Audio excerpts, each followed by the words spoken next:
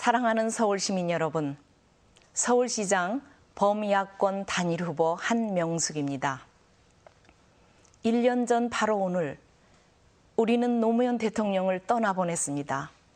감당할 수 없었던 그날의 슬픔과 지켜드리지 못해 죄송했던 마음이 지금 이 순간 제 가슴 속에 또다시 북받쳐 오릅니다. 우리가 노무현 대통령을 사랑했던 건 그분이 꿈을 꾸는 사람이었기 때문입니다. 그리고 그분은 우리에게도 같은 꿈을 꾸게 했습니다. 원칙과 상식이 통하고 특권과 반칙이 용납되지 않는 세상, 우리 국민 누구나 차별받지 않고 자신의 꿈을 만들어가는 세상, 그렇게 모든 사람이 더불어 사는 사람 사는 세상을 이루는 게 그분의 꿈이었습니다.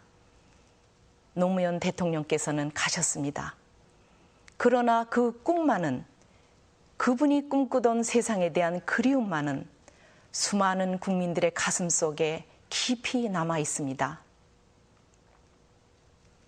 저 한명숙은 그 꿈을 기억하는 분들을 대신해 이 자리에 섰습니다. 국민을 무시하는 이명박 정권의 역주행을 지금 바로 여기서 막지 않으면 안 된다는 여러분들의 절박함이 저를 범야권의 서울시장 단일 후보로 만들어 주셨습니다. 존경하는 서울시민 여러분, 국방부는 선거가 시작되는 날 천안함 침몰이 북한 잠수정에 의한 어뢰 공격이라고 밝혔습니다. 그렇다면 우리 군은 한미 합동 군사훈련 중에 북한 잠수정이 우리 영해에 잠입한 것도 천안함을 공격한 것도 그리고 도주한 것도 파악하지 못한 겁니다. 이건 이명박 정부의 안보 무능을 만천하에 드러낸 것이라고 밖에 할 수 없습니다. 국가 안보에 커다란 구멍이 뚫린 것입니다. 한국 전쟁 이후 처음 겪는 국방의 위기입니다. 국민의 정부와 참여정부 10년 동안 우리는 이 같은 안보 위기를 겪은 적도 북의 도발에 패전한 적도 없습니다.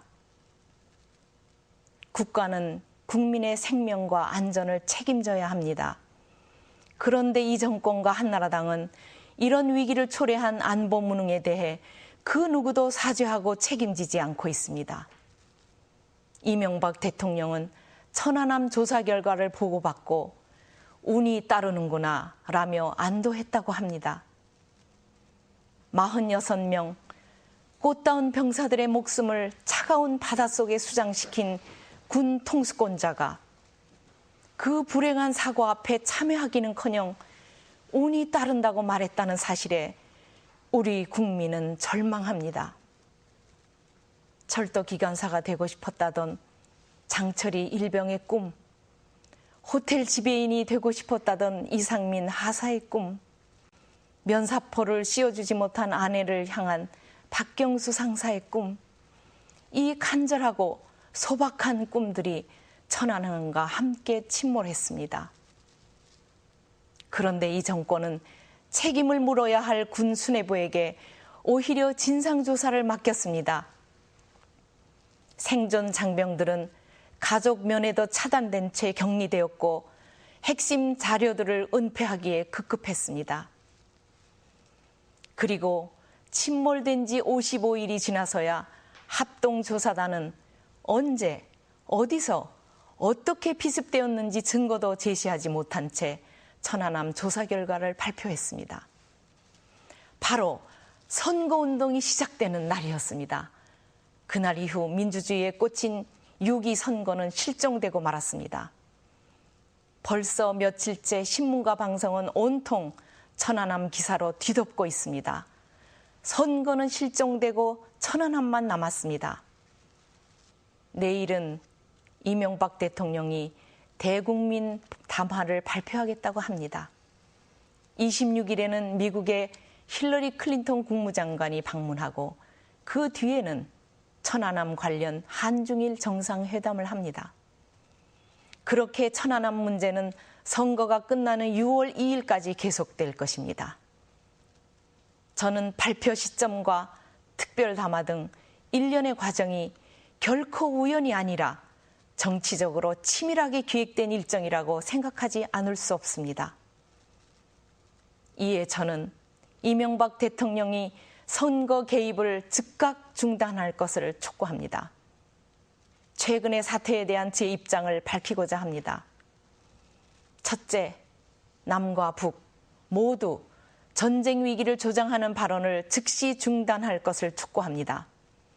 먼저 북은 현 상황을 전쟁 국면으로 간주한다는 남북 간 긴장을 고조시키는 언행을 중단해야 합니다.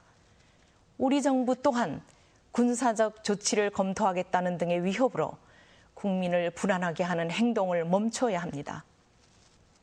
둘째, 합동조사단 발표는 매우 미흡하며 부실합니다. 정부의 초기 발표와도 차이가 큽니다. 지난 20일 조사 결과가 발표되고 나서도 아직 많은 의혹이 남아 있습니다. 정부는 모든 자료를 국회 진상조사특위에 제출해야 하며 의혹 해소를 위해 국정조사도 받아들여야 합니다.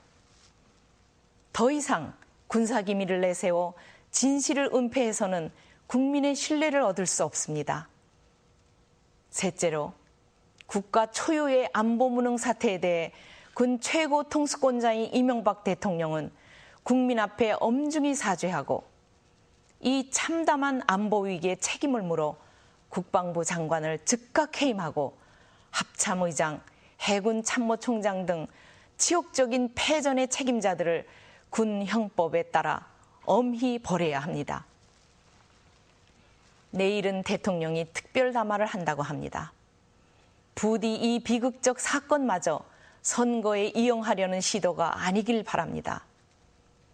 지금 대통령이 해야 할 일은 희생된 장병과 유가족, 국민들에게 사죄하는 것입니다. 대국민 사과 담화가 아니라면 즉각 취소하십시오. 사랑하는 서울 시민 여러분, 지금 이 나라의 민주주의가 무너지고 있습니다. 대통령이 직접 나서서 국가 안위를 볼모로 선거를 진두지휘하는 엄청난 일이 벌어지고 있습니다.